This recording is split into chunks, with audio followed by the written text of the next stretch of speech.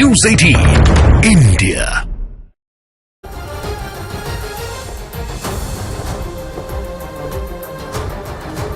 नमस्ते, मैं हूं किशोर अजवाणी। घड़ी इशारा कर रही है 9 बजे रात का वक्त। 100 बात की एक बात का 100 बात की एक बात में आज रेलवे में जमीन के बदले नौकरी के मामले में पटना में लालू यादव से ईडी ने कई घंटों तक पूछताछ की। राजस्थान में बीजेपी के विधायक बाल मुकुंद आचार्य ने गणतंत्र दिवस पर एक स्कूल में छात्राओं से हिजाब न पहनने को कह दिया, जिस पर विधानसभा से सड़क तक बवाल मच गया। ज्ञानवापी पर आई एएसआई की सर्वे रिपोर्ट के बाद ज्योतिष पीठ के शंकराचार्य स्वामी अभिमुक्तेश्वरानंद ने वहां परिक्रमा की कोशिश की, जिसके बाद पुलिस ने उन्हें नजरबंद कर दिया और उत्तराखंड के सीएम पुष्कर सिंह धामी ने ऐलान कर दिया कि 2 फरवरी को वो विधानसभा में यूसीसी यानी यूनिफॉर्म सिविल कोड का ड्राफ्ट पेश कर देंगे। यूपी के मेरठ में हत्या के एक आरोपी ने गिरफ्तारी से बचने के लिए खुद पर पिस्तौल तान दी। वहां घंटों तक चले इस ड्रामे में पुलिस कर्मियों ने कई बार उसे पकड़ने की कोशिश की, लेकिन जैसे ही पुलिस वाले उसके करीब पहुंचे, उसने अपनी कनपट्टी पर पिस्तौल रख दी और पुलिस के सामने खुद को गोली मारने की धमकी देने लगा। पहले मेरी सुन लो, मैं 3 तक अपने गोली मार लूंगा। इस दौरान पुलिस काफी देर तक उसे बहलाती रही, तुम्हारी जमानत की मुलाकात को सब जिम्मेदारी मेरी है। लेकिन वो आरोपी लगातार पुलिस के सामने ड्रामा करता रहा। तस्वीरों में एक तरफ हाथ में पिस्तौल लिए वो आरोपी खड़ा नजर आया, दूसरी तरफ कई थानों की पुलिस उसे समझाती दिखाई दी। ये है नहीं हो तुम तो हमारे थाने के भी नहीं हो, आगे हो जाओ। इस दौरान जब वो पुलिस के साथ बातों में फंस गया तो अचानक एक पुलिसकर्मी भागते हुए उसके पास गया और उसे जमीन पर गिरा दिया। इसके बाद वहां खड़े सभी पुलिसकर्मी आगे आए और उसे दबोच लिया। इसके बाद उसे पुलिस थाने ले जाया गया। धमकी दे रहा था पुलिस को, अगर आप हमारे 2 जो व्यक्ति होंगे नहीं पकड़े छोड़ेंगे आप उनको, मैं अपने आप को मार लूंगा। बताया गया कि पुलिस काफी दिन से उस आरोपी की तलाश में जुटी थी। ऐसे में जब पुलिस ने उसे पकड़ने के लिए घेरेबंदी की तो उसने हवाई फायरिंग कर दी और फिर खुद पर पिस्तौल तानकर ड्रामा करने लगा, लेकिन तभी मौका देखकर उस पुलिसकर्मी ने उसे दबोच लिया। इस बीच उत्तर प्रदेश के संभल में जहर खाकर अस्पताल पहुंचे एक लड़के ने जान बचाने के लिए डॉक्टरों के सामने चीख पुकार मचा दी। उसके पिता के मुताबिक उसने गुस्से में आकर जहर खा लिया और जब जान खतरे में पड़ गई तो भागते भागते अस्पताल पहुंच गया और डॉक्टरों से जान बचाने की गुहार लगानी शुरू कर दी। दहाड़े मारता हुआ वो लड़का लड़खड़ाते हुए अस्पताल पहुंचा। उसे देखकर वहां मौजूद अस्पताल के कर्मचारी भी सन्न रह गए, क्योंकि वो चीख चीख कर खुद को बचाने की फरियाद करता दिखा। उस लड़के की चीख पुकार से अस्पताल में हड़कंप मच गया। अरे भैया क्या हो गया था? मैं नहीं पता क्या हो गया। डॉक्टरों ने फौरन उस लड़के को इलाज के लिए भर्ती कर लिया। लड़के के पिता ने बताया कि वो बीते कई साल से डिप्रेशन की समस्या से जूझ रहा है। कभी कहता जहर खाऊंगा तो आज कहीं तो पता नहीं कहां तो पल्ले पड़ गया। हालांकि गनीमत ये रही कि जहर खाने के बाद भी उस लड़के की जान बच गई। इलाज के बाद उसे अस्पताल से छुट्टी दे दी गई। इधर हैदराबाद में दिल दहला देने वाला एक हादसा हो गया। वहां एक तेज रफ्तार ट्रक ने सड़क किनारे चल रही एक महिला को जोरदार टक्कर मार दी और कुछ दूर जाते ही वो ट्रक पलट गया, लेकिन टक्कर लगने की वजह से वो महिला सड़क किनारे ही गिर गई, क्योंकि सड़क के दाहिनी तरफ मोड़ लेने के दौरान उस ट्रक का संतुलन बिगड़ा और उसने उस महिला को तेज टक्कर मार दी। हालांकि मोड़ लेते वक्त ड्राइवर ने उस ट्रक को संभालने की कोशिश की, लेकिन रफ्तार तेज होने की वजह से वो ट्रक को काबू में नहीं कर पाया। इस बीच वो ट्रक 2 पहियों पर चलते हुए पूरी तरह अपनी बाईं तरफ झुक गया और आगे कुछ ही दूरी पर चल रही उस महिला को जोरदार टक्कर मार दी और आगे जाकर वो भी पलट गया। इसके बाद तो वहां से गुजर रहे लोग घबरा गए। मोटरसाइकिलों और स्कूटर पर सवार कई लोग वहीं रुक गए और उस महिला को उठाने के लिए भागते नजर आए। पुलिस के मुताबिक ड्राइवर की लापरवाही की वजह से यह हादसा हुआ। हालांकि गनीमत ये रही कि महिला की जान बच गई। उधर मालदीव की संसद जंग का अखाड़ा बन गई। सत्ता में बैठे राष्ट्रपति मोहम्मद मुइज़्ज़ू की पार्टी के सांसदों से विपक्षी सांसद भिड़ गए। ये वही मुइज़्ज़ू हैं जिन्हें भारत का विरोधी और चीन का समर्थक बताया जाता है। ये पूरा बवाल तब हुआ जब मुइज़्ज़ू की कैबिनेट पर संसद की मोहर लगनी थी। आरोप है कि जब विपक्षी सांसद मालदीव की संसद के अंदर जाने लगे तो सुरक्षा कर्मियों ने उन्हें रोकने की कोशिश की और इसी वजह से विपक्षी सांसद भड़क गए। हालात इतने बिगड़ गए कि राष्ट्रपति मुइज़्ज़ू की पार्टी के सांसदों और विपक्षी सांसदों के बीच मारपीट शुरू हो गई। मालदीव की संसद में हुई इस मारपीट के कई वीडियो सामने आए। इनमें एक वीडियो में संसद के अंदर 2 सांसद बुरी तरह झगड़ते दिखाई दिए। उनमें एक फर्श पर गिरे दिखे, जबकि दूसरा उनकी गर्दन के ऊपर बैठा नजर आया। सत्ता पक्ष के उस सांसद ने अपने एक घुटने से जमीन पर गिरे उस विपक्षी सांसद के गले को कुछ देर तक दबाए रखा। इस दौरान वहां मौजूद 2 लोग उन्हें हटाने की कोशिश करते रहे। बाद में किसी तरह उन्हें विपक्षी सांसद से दूर किया गया। इसके बाद सत्ता पक्ष के वो सांसद स्पीकर के पास मौजूद दूसरे विपक्षी सांसदों से उलझ गए।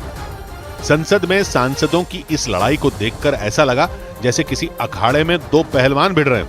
फर्क सिर्फ इतना था कि दोनों पहलवान नहीं बल्कि जनता के प्रतिनिधि थे, लेकिन लड़ने का अंदाज बिल्कुल पहलवानों जैसा ही नजर आया। लेकिन मालदीव की संसद से ही अकेला ऐसा वीडियो सामने नहीं आया, बल्कि वहां की संसद के अंदर सांसदों के बीच हुई मारपीट के कई वीडियो सोशल मीडिया पर वायरल हो रहे हैं। और उन वीडियो को देखकर ऐसा लगा जैसे मालदीव की संसद जंग के मैदान में बदल गई।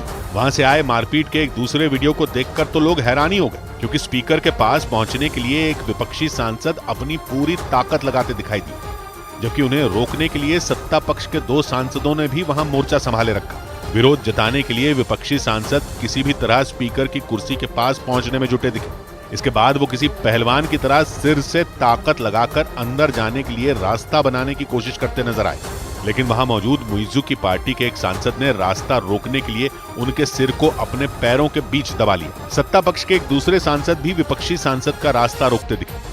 थोड़ी देर तक तीनों के बीच वहां जोर आजमाइश होती रही, लेकिन बाद में विपक्षी सांसद को सत्ता पक्ष के उस सांसद ने बेल्ट पकड़कर जमीन पर पटक दिया। उनके साथ साथ मुइज्जू की पार्टी के वो दोनों सांसद भी फर्श पर गिर गए। हालांकि अगले ही पल वो तीनों उठ खड़े हुए और मालदीव की संसद में ये सारा बवाल तब शुरू हुआ जब विपक्षी सांसदों को रोका गया। ऐसा होते ही वहां के विपक्षी सांसद आग बबूला हो गए। हालांकि इसके बाद विपक्ष के ज्यादातर सांसद अंदर चले गए, लेकिन इस घटना के बाद विपक्षी सांसदों ने स्पीकर पर पक्षपात करने का आरोप लगा दिया और विरोध जताने के लिए उनके कान के पास जोर जोर से तुरही बजाने में जुट गए। इसका जो वीडियो सामने आया उसमें मालदीव की संसद के अंदर स्पीकर की कुर्सी को घेरकर कई विपक्षी सांसद रंग बिरंगी प्लास्टिक की तुरही बजाते नजर आए।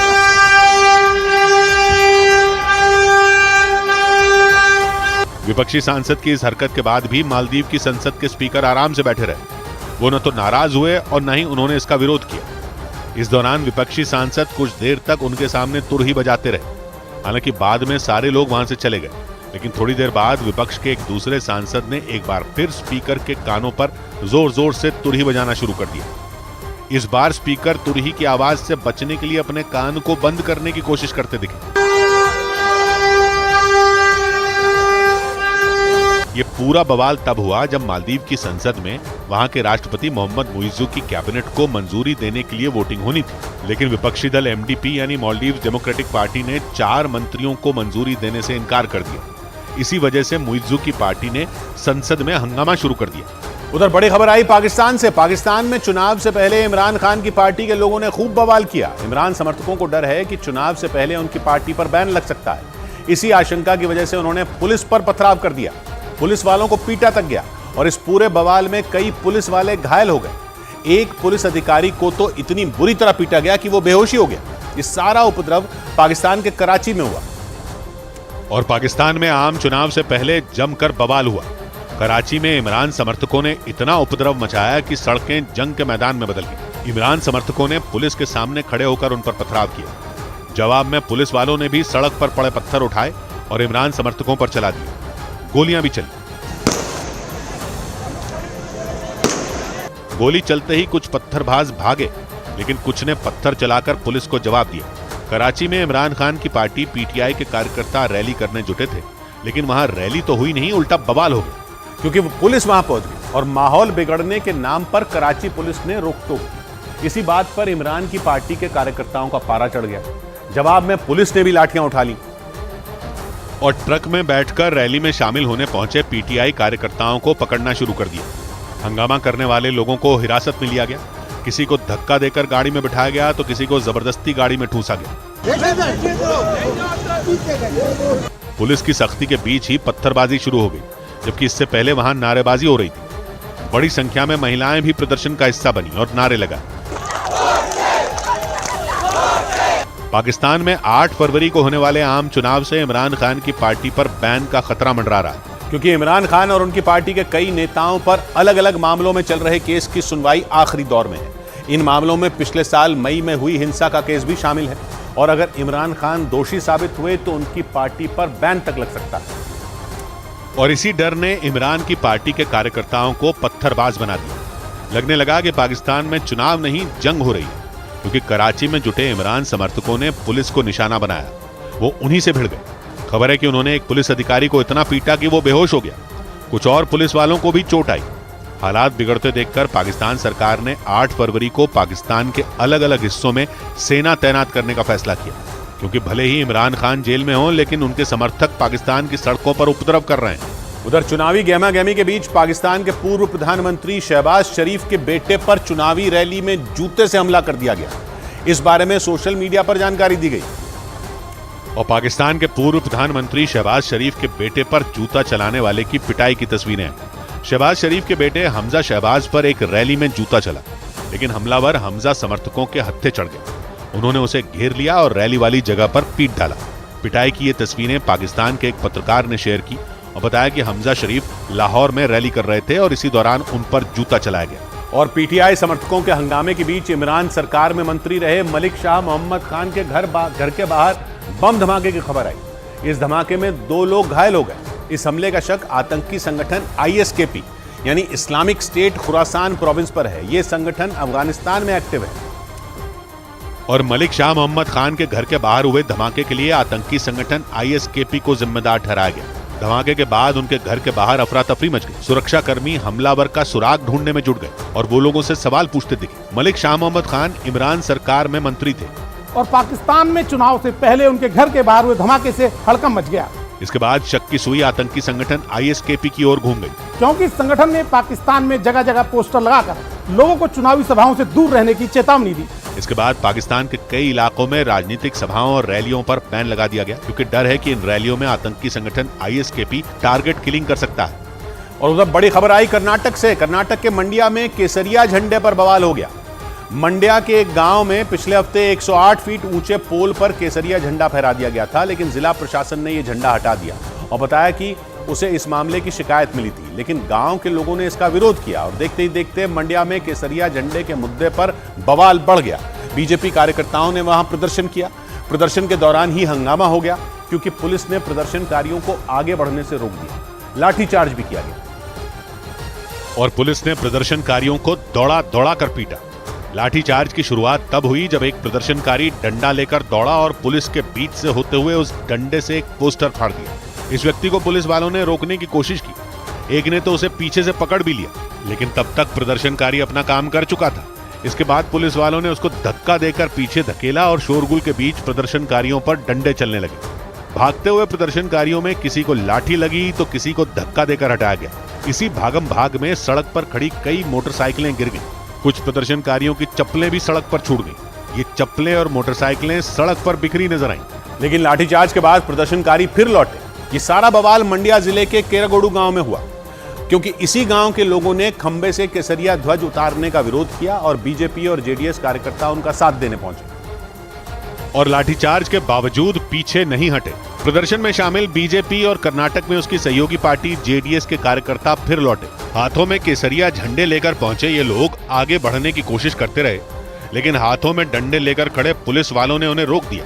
इससे बवाल और बढ़ गया।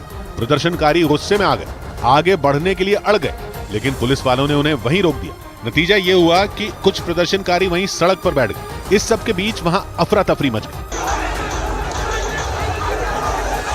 हंगामे के बीच कुछ प्रदर्शनकारी हाथों में केसरिया ध्वज लहराते हुए ट्रक पर सवार होकर आए। ये ट्रक वहां आकर रुक गया जहां सड़क पर प्रदर्शनकारी बैठे थे। इस प्रदर्शन में ज्यादातर लोगों के हाथों में हनुमान की तस्वीर वाला केसरिया झंडा था, क्योंकि यह पूरा प्रदर्शन ही केसरिया झंडे के लिए था। पिछले हफ्ते मंड्या के एक गांव में 108 फीट ऊंचे खंबे पर केसरिया झंडा फहरा दिया गया। बताया गया कि झंडे पर हनुमान की तस्वीर थी और जैसे ही जिला प्रशासन ने झंडे को पोल से उतारा, मामले पर विवाद हो गया और प्रदर्शन शुरू हो गए। ये मामला कर्नाटक के मंड्या जिले के केरागोडू गांव का है। वहां लगे इस 108 फीट ऊंचे पोल पर ही पिछले हफ्ते हनुमान की तस्वीर वाला केसरिया ध्वज फहराया गया था, लेकिन केसरिया ध्वज के उतरते ही पूरे गांव में तनाव फैल गया। पूरे इलाके को छावनी में बदल दिया गया। सुबह से ही प्रदर्शन शुरू हो गया। गांव वाले भी ध्वज उतारने के खिलाफ खड़े हो गए, क्योंकि उनके मुताबिक झंडा फहराने के लिए ग्राम पंचायत ने इजाजत दी थी, लेकिन प्रशासन का कहना है कि उसने तिरंगा फहराने की इजाजत दी और पोल पर केसरिया ध्वज फहरा दिया गया था। इसी वजह से केसरिया ध्वज उतारना पड़ा। इधर राजस्थान की राजधानी जयपुर में बीजेपी विधायक बाल मुकुंद आचार्य के खिलाफ मुस्लिम समुदाय की छात्राओं ने प्रदर्शन किया।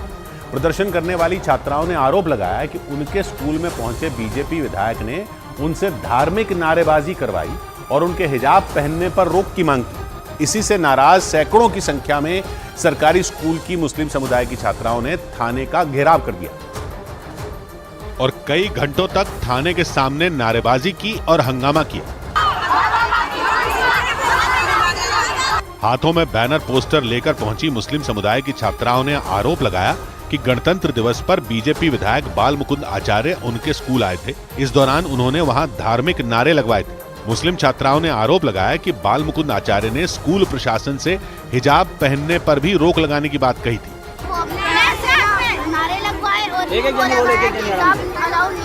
बाल मुकुंद आचार्य की बातों से भड़की मुस्लिम समुदाय की छात्राओं ने सुभाष चौक थाने का घेराव कर दिया। शुरुआत में 20-25 छात्राओं ने थाने के सामने प्रदर्शन शुरू किया, लेकिन बाद में बैनर पोस्टर लेकर सैकड़ों की संख्या में मुस्लिम छात्राएं वहां पहुंच गईं। सभी ने बीजेपी विधायक बाल मुकुंद आचार्य के खिलाफ एफआईआर दर्ज करने की मांग की। हालांकि थाने के बाहर हंगामा कर रही छात्राओं को एसीपी ने कार्रवाई का भरोसा देकर शांत करा दिया। बाल मुकुंद आचार्य जयपुर की हवा महल सीट से बीजेपी के विधायक हैं। चुनाव जीतने के बाद से ही वो अपने बयानों और एक्शन को लेकर चर्चा में हैं। और गणतंत्र दिवस के मौके पर तो सरकारी स्कूल में पहुंचकर उन्होंने मुस्लिम छात्राओं को हिजाब पहनने से रोकने की बात कह दी। गणतंत्र दिवस पर सरकारी स्कूल के कार्यक्रम में पहुंचे बाल मुकुंद आचार्य ने वहां नारे भी लगवाए थे। सरस्वती माता की। कुछ बच्चियां नहीं बोल रही, क्या बात है, मना किया है क्या? बीजेपी विधायक बाल मुकुंद आचार्य पिछले साल विधानसभा चुनाव जीतने के अगले ही दिन मांस की दुकानों को बंद करवाने निकल पड़े थे। उस दौरान पुलिस अधिकारियों से उनकी बहस भी हुई थी। उनके उस एक्शन पर भी काफी हंगामा हुआ था और आरोप लगा था कि उन्होंने मुस्लिम समुदाय के लोगों को निशाना बनाया था। हालांकि बाद में बवाल बढ़ने के बाद बाल मुकुंद आचार्य ने माफी मांग ली थी, लेकिन इस बार हिजाब वाले बयान पर हंगामा होने के बाद भी बीजेपी विधायक बाल मुकुंद आचार्य अपने बयान पर अड़ गए। सरकारी स्कूल में हुई घटना पर उन्होंने दो टूक कह दिया कि स्कूलों में पढ़ने के लिए एक जरूरी ड्रेस कोड है, जिसका पालन हर किसी को करना चाहिए। मतलब यह कि बाल मुकुंद आचार्य सरकारी स्कूलों में हिजाब पर पाबंदी लगाने वाले अपने बयान पर कायम है। उन्होंने अपनी बात को सही ठहराने के लिए कई तरह के तर्क दिए। फिर हमारे भी बच्चे अगर कोई लहंगा चुन्नी पहन के या कोई और ड्रेस कोड लगा के अलग अलग कलर के अलग अलग रूप में आएंगे। गणतंत्र दिवस पर सरकारी स्कूल में धार्मिक नारे लगवाने के आरोपों पर भी बाल मुकुंद आचार्य ने सफाई दी। सरस्वती का अर्चन करेंगे, सरस्वती का श्लोक बोलेंगे, उस पर भी आपत्ति है। भाई ये क्या बात हुई? वो विद्यालय जो है, उस विद्यालय में सबके लिए नियम बराबर है साहब। सरकारी स्कूल में धार्मिक नारे और मुस्लिम छात्राओं के हिजाब पहनने पर रोक का मुद्दा राजस्थान की विधानसभा में भी गूंजा। बाल मुकुंद आचार्य के बयान पर कांग्रेस ने सवाल उठाया। मैं पूछना चाहता हूं, किस हैसियत से जाते हैं? क्या संविधान लागू हुआ उसी दिन संविधान का उल्लंघन करते हो? काफी देर तक सदन में इस मुद्दे पर हंगामा हुआ। बीजेपी और कांग्रेस ने एक दूसरे पर तुष्टीकरण की राजनीति करने के आरोप मढ़े। इधर उत्तराखंड में यूसीसी यानी यूनिफॉर्म सिविल कोड का ड्राफ्ट पेश करने की तैयारी हो गई। उत्तराखंड के मुख्यमंत्री ने ऐलान कर दिया कि उनकी सरकार 2 फरवरी को विधानसभा में यूसीसी यानी यूनिफॉर्म सिविल कोड का मसौदा पेश करेगी। मुख्यमंत्री धामी के मुताबिक सरकार उत्तराखंड में यूसीसी का विधेयक लाकर इस कानून को लागू करेगी। केंद्र सरकार ने बजट सत्र शुरू होने से पहले 30 जनवरी को सभी पार्टियों को सर्वदलीय बैठक का बुलावा भेज दिया। 30 जनवरी को लोकसभा और राज्यसभा में ये बैठक सुबह 11:30 बजे शुरू होगी। बजट सत्र की शुरुआत 31 जनवरी से होगी, जब सदन में आर्थिक सर्वे पेश किया जाएगा, जबकि 1 फरवरी को अंतरिम बजट पेश किया जाएगा। मध्य प्रदेश के भिंड में पुलिस ने अवैध हथियार बनाने वाली एक फैक्ट्री पर छापेमारी कर 2 आरोपियों को गिरफ्तार कर लिया। इस दौरान पुलिस ने वहां से कई अवैध हथियार भी जब्त किए। वहाँ पे इन्होंने 2 लोगों को अवैध तरीके से कट्टा बनाते हुए पकड़ा। उधर पश्चिम बंगाल के उत्तर 24 परगना में बीजेपी कार्यकर्ताओं पर पुलिस ने लाठीचार्ज कर दिया। बीजेपी कार्यकर्ता पश्चिम बंगाल की ममता बनर्जी सरकार के खिलाफ विरोध प्रदर्शन कर रहे थे, लेकिन प्रदर्शनकारियों को रोकने के लिए पुलिस ने वाटर कैनन का इस्तेमाल कर दिया। पानी की तेज बौछार में बीजेपी के कार्यकर्ता तितर-बितर हो गए। वहां अफरा तफरी मच गई। इसी दौरान बीजेपी के एक कार्यकर्ता ने पुलिस टीम पर पत्थर फेंक दिए। इसके बाद पुलिस के कुछ जवान उसकी तरफ दौड़ पड़े और उस पर लाठियां बरसानी शुरू कर दी। उस प्रदर्शनकारी को पीटते हुए पुलिस वाले अपनी गाड़ी की तरफ ले जा रहे थे, लेकिन इसी दौरान वहां मौजूद दूसरे कार्यकर्ताओं ने पुलिस से हाथापाई शुरू कर दी। बीजेपी कार्यकर्ताओं ने पुलिस वालों पर पत्थर बरसाए और अपने साथी को छुड़ा लिया। प्रदर्शनकारियों का गुस्सा देखकर पुलिस वालों ने अपने कदम पीछे खींच लिए। हालांकि बीजेपी कार्यकर्ताओं को रोकने के लिए की गई बैरिकेडिंग के पीछे से पुलिस वाले भी बीजेपी कार्यकर्ताओं पर पथराव करते दिखे, लेकिन पुलिस के लाठीचार्ज और पथराव के बीच बीजेपी के कार्यकर्ता सड़क पर आगे बढ़ते दिखाई दिए और पश्चिम बंगाल की टीएमसी सरकार के खिलाफ अपना गुस्सा जाहिर किया। बीजेपी के सैकड़ों कार्यकर्ता हाथों में पार्टी का झंडा लेकर सड़क पर लगाई पुलिस की बैरिकेडिंग तक पहुंच गए और लकड़ी और बांस से बनी बैरिकेडिंग पर चढ़कर हंगामा करने लगे। कुछ देर नारेबाजी और हंगामे के बाद बीजेपी कार्यकर्ताओं ने उस बैरिकेडिंग को तोड़ दिया। हालांकि आगे बढ़ने पर पश्चिम बंगाल पुलिस ने उन्हें रोक लिया। कुछ कार्यकर्ताओं को पुलिस ने हिरासत में ले लिया। एक महिला बीजेपी कार्यकर्ता को पश्चिम बंगाल पुलिस की महिला सिपाही अपने साथ ले जाती दिखी। इस दौरान पश्चिम बंगाल पुलिस का एक जवान भगवा गमछा लटकाए हुए एक बीजेपी कार्यकर्ता का कॉलर पकड़कर ले जाता दिखा। उस पुलिस वाले को रोकने के लिए पीछे से कुछ और बीजेपी कार्यकर्ता दौड़ पड़े, लेकिन उस पुलिस वाले ने हाथों में ली हुई लाठी सीधे एक कार्यकर्ता के सीने पर दे मारी। प्रदर्शनकारी बीजेपी कार्यकर्ताओं ने आरोप लगाया कि पश्चिम बंगाल सरकार फर्जी मामलों में फंसाकर जानबूझकर उन्हें जेलों में डाल रही है। उनके लोकतांत्रिक अधिकारों को राज्य सरकार खत्म कर रही है। इसी के विरोध में बैरकपुर में हजारों की संख्या में बीजेपी कार्यकर्ता इकट्ठा हुए थे, लेकिन प्रदर्शन के दौरान पुलिस के साथ उनकी भयानक झड़प हो गई, जिसमें बीजेपी के कई कार्यकर्ता घायल हो गए। कुछ कार्यकर्ता पुलिस की लाठी लगने से जख्मी हुए तो कुछ की हालत वाटर कैनन से की गई पानी की बौछार की वजह से बिगड़ गई। और इतना ही नहीं, पुलिस की तरफ से दागे गए आंसू गैस के गोलों ने भी बीजेपी कार्यकर्ताओं की हालत खराब कर दी, क्योंकि प्रदर्शन के दौरान पुलिस वालों ने हालात को काबू में करने के लिए एक के बाद एक आंसू गैस के कई गोले दागे। प्रदर्शन के दौरान बीजेपी की एक महिला कार्यकर्ता की हालत बिगड़ गई। वो जमीन पर बैठकर रोती बिलखती दिखी। बाद में उसे स्ट्रेचर पर लादकर अस्पताल ले जाया गया। इस दौरान वो लगातार चीख चिल्ला रही थी। घायल कार्यकर्ताओं से मिलने के लिए बीजेपी के प्रदेश अध्यक्ष सुकांत मजूमदार अस्पताल पहुंच गए। इस दौरान उन्होंने ममता बनर्जी सरकार और पश्चिम बंगाल सरकार पर गुस्सा निकाला। कार्यकर्ताओं पर हुए लाठीचार्ज के खिलाफ बीजेपी ने पश्चिम बंगाल पुलिस को कोर्ट में ले जाने की धमकी दी। बीजेपी ने यह भी ऐलान किया कि टीएमसी के अत्याचार के खिलाफ राज्य में बीजेपी का प्रदर्शन रुकने वाला नहीं है। इस बीच चुनाव आयोग ने बड़ा ऐलान कर दिया। चुनाव आयोग ने राज्यसभा की 56 सीटों पर होने वाले मतदान की तारीख का ऐलान कर दिया। 15 राज्यों की इन 56 सीटों पर 27 फरवरी को वोट डाले जाएंगे। अयोध्या में राम मंदिर के गर्भगृह की सफाई के लिए चांदी का झाड़ू भेंट किया गया। ये उपहार राम मंदिर ट्रस्ट को अखिल भारतीय मांग समाज की तरफ से दिया गया। इस चांदी के झाड़ू का वजन करीब 2 किलो बताया गया। 11 दिनों में यहाँ सुंदर सी झाड़ू कंप्लीट हुई है। मुंबई के मलाड इलाके में कई झुग्गियों में आग लगने से अफरा तफरी मच गई। इसके बाद वहां पहुंची फायर ब्रिगेड की टीम ने कड़ी मेहनत के बाद आग पर काबू पाया। आग लगने की वजह से कई झुग्गियां जलकर राख हो गई। उधर बड़ी खबर आई बिहार से। नौकरी के बदले जमीन घोटाला मामले में लालू प्रसाद यादव से करीब 10 घंटे से ज्यादा पूछताछ हुई। उनसे दिल्ली और पटना के अधिकारियों ने पूछताछ की। सूत्रों ने बताया कि लालू प्रसाद यादव से 50 से ज्यादा सवाल पूछे गए। लालू यादव से पूछताछ के अगले ही दिन तेजस्वी यादव से पूछताछ होगी और इससे पहले ईडी ने लालू यादव से करीब 10 घंटे तक पूछताछ की। लालू प्रसाद यादव से नौकरी के बदले जमीन घोटाला मामले में पूछताछ हुई। इस दौरान बड़ी संख्या में आरजेडी कार्यकर्ता वहां मौजूद रहे। पूछताछ के लिए लालू प्रसाद यादव सुबह सुबह पटना में ईडी के दफ्तर पहुंचे, लेकिन ईडी दफ्तर पहुंचते ही उनकी गाड़ी को आरजेडी कार्यकर्ताओं ने घेर लिया। धक्का मुक्की होने लगी। इस चक्कर में लालू प्रसाद यादव की गाड़ी अपनी जगह से हिल ही नहीं पाई। इस गाड़ी को ईडी दफ्तर के अंदर जाना था, लेकिन आरजेडी कार्यकर्ताओं की भीड़ और नारेबाजी के बीच गाड़ी ईडी दफ्तर के बाहर ही खड़ी रही और गाड़ी में आगे बैठे लालू प्रसाद यादव को गाड़ी से उतरना पड़ा। ईडी के सम्मन के बाद लालू यादव पूछताछ के लिए ईडी दफ्तर पहुंचे हैं। खराब सेहत की वजह से एक शख्स सहारा देकर उन्हें अंदर ले गया। लालू प्रसाद यादव को ईडी ने नौकरी के बदले जमीन घोटाला मामले में समन्स भेजे थे। खराब तबीयत की वजह से लालू प्रसाद यादव से कहा गया था कि वो समय और जगह खुद चुने। और फिर पटना में ईडी के दफ्तर में लालू यादव से सवाल जवाब हुआ। सूत्रों ने बताया कि उनसे करीब 50 सवाल पूछे गए, लेकिन इस सारी पूछताछ से पहले ईडी दफ्तर के बाहर गहमा गहमी नजर आई, क्योंकि लालू प्रसाद यादव से पहले आरजेडी कार्यकर्ता वहां पहुंच गए। पीछे लालू यादव की गाड़ी चलती रही और आगे आरजेडी कार्यकर्ता। लालू यादव मत घबराना।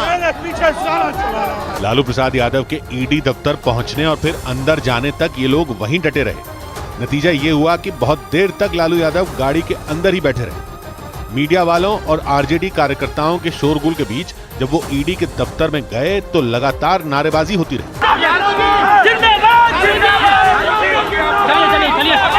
लालू यादव से पूछताछ के दौरान उनकी बेटी मीसा भारती ईडी दफ्तर के बाहर मौजूद थी और पूछताछ के बीच उन्हें लालू प्रसाद यादव से मिलने का मौका भी दिया गया। मीसा भारती को लालू यादव के कहने पर उनसे मिलने दिया गया। वो लालू यादव की सेहत की वजह से ईडी दफ्तर के बाहर मौजूद रही और ईडी दफ्तर के पास ही मौजूद एक मंदिर परिसर में बैठ गई। उनके साथ आरजेडी के कई विधायक और एमएलसी भी थे। मीसा भारती समेत इन सभी लोगों ने पहले मंदिर में दर्शन किए और फिर बाहर आकर मंदिर परिसर में बैठ गए। एक तरफ ईडी की पूछताछ के दौरान मीसा भारती साये की तरह लालू यादव के साथ रहीं, तो वहीं उनकी दूसरी बेटी रोहिणी आचार्य ने सोशल मीडिया के जरिए ईडी पर निशाना साधा और लालू प्रसाद यादव की सेहत की चिंता करते हुए लिखा कि अगर उनके पापा को खरोंच भी आई तो उनसे बुरा कोई नहीं होगा।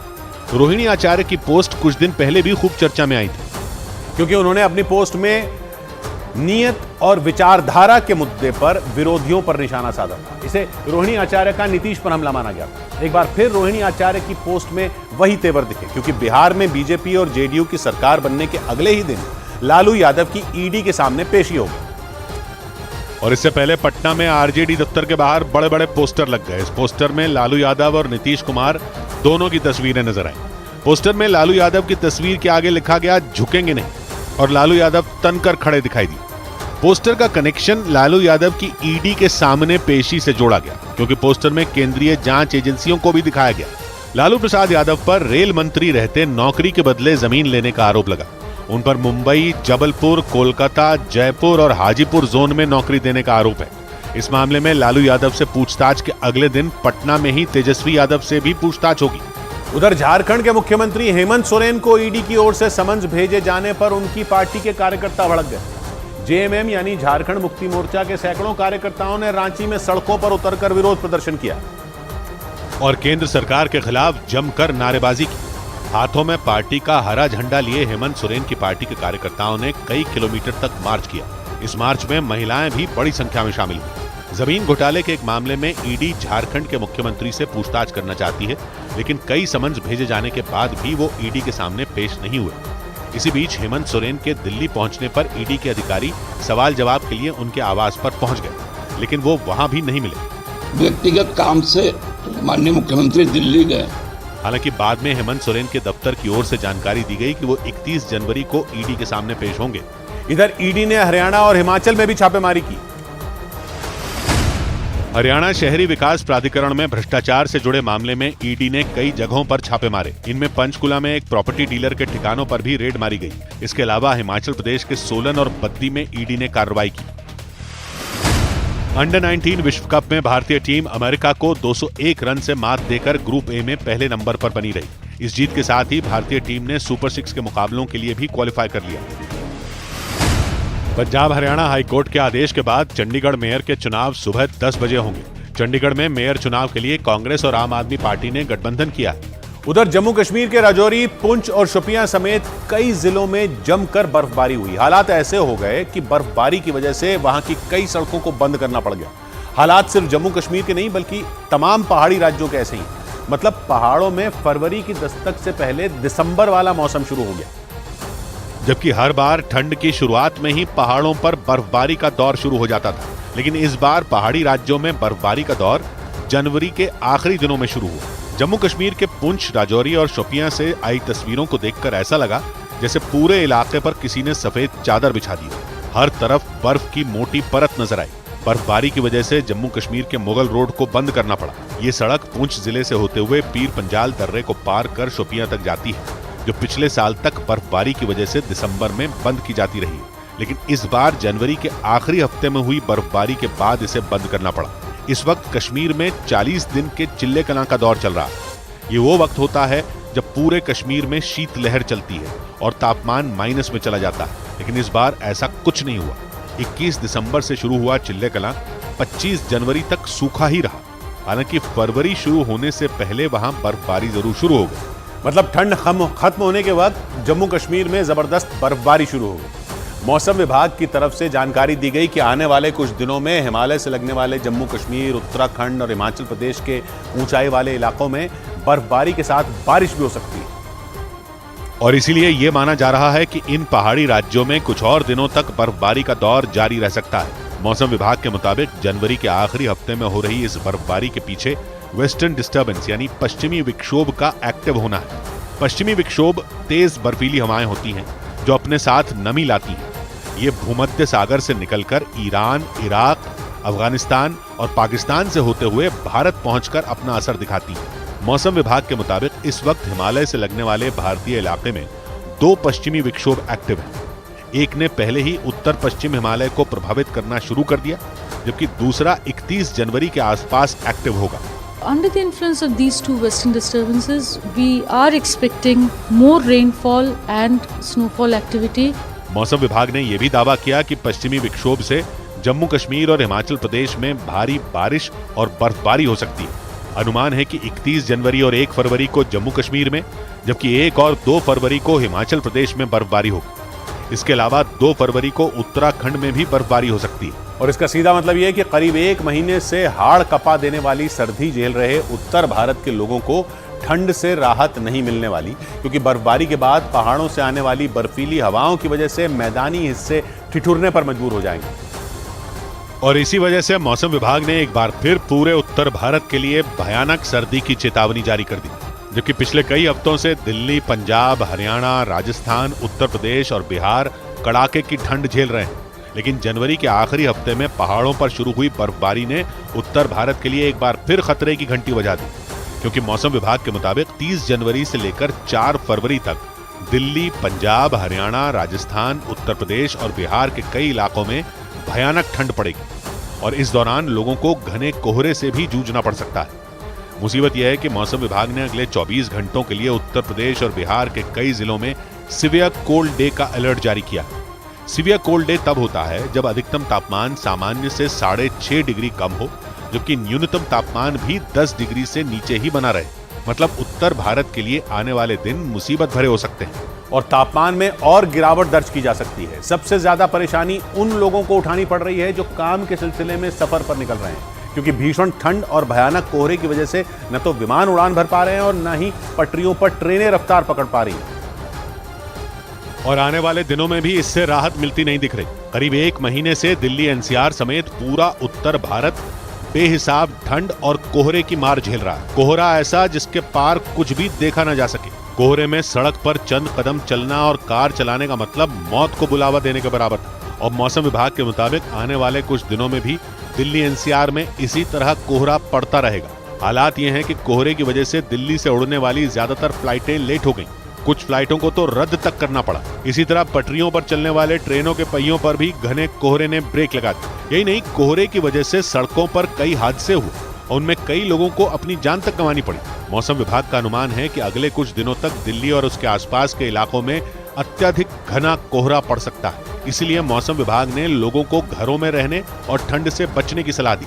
उधर अरुणाचल प्रदेश के तवांग में भीषण बर्फबारी में कार के फंसने के बाद केंद्रीय मंत्री किरेन रिजिजू ने खुद धक्का लगाना शुरू किया। बाद में उन्होंने अपने सोशल मीडिया प्लेटफॉर्म एक्स पर इसका एक वीडियो भी शेयर किया और उस वीडियो में किरेन रिजिजू अपने सुरक्षा कर्मियों के साथ कार को धक्का देते नजर आए। इस दौरान वहां आसमान से भीषण बर्फबारी होती रही। बर्फ गिरने की वजह से पूरा इलाका दूध की तरह सफेद दिखाई दिया। ये घटना तब हुई जब केंद्रीय मंत्री रिजिजू अरुणाचल प्रदेश के तवांग इलाके से गुजर रहे थे, लेकिन भारी बर्फबारी की वजह से उनकी कार रास्ते में फंस गई। इसके बाद उन्होंने न सिर्फ कार को धक्का लगाया बल्कि कार चलाने वाले ड्राइवरों को गाइड भी करते रहे। आगे ले जाओ, ये मत ले, मत होगा, आगे ले जाओ।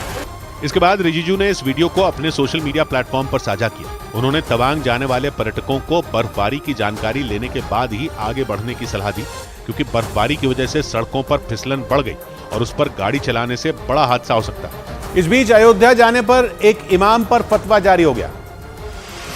राम मंदिर के प्राण प्रतिष्ठा कार्यक्रम में शामिल होने के बाद ऑल इंडिया इमाम ऑर्गेनाइजेशन के चीफ डॉक्टर इमाम उमर अहमद इलियासी के खिलाफ फतवा जारी हो गया। इस पर बीजेपी और विश्व हिंदू परिषद के नेताओं ने कड़ा ऐतराज जताया। कोई व्यक्ति अगर अपने पूर्वजों की धरा पर गया, पुण्य धरा पर गया, कोई अपराध किया। बिहार के गोपालगंज में पुलिस ने कार से 109 लीटर विदेशी शराब जब्त की। इसके साथ ही 2 शराब तस्करों को भी गिरफ्तार कर लिया गया। पुलिस के मुताबिक शराब की एक खेप दिल्ली से गोपालगंज लाई गई थी।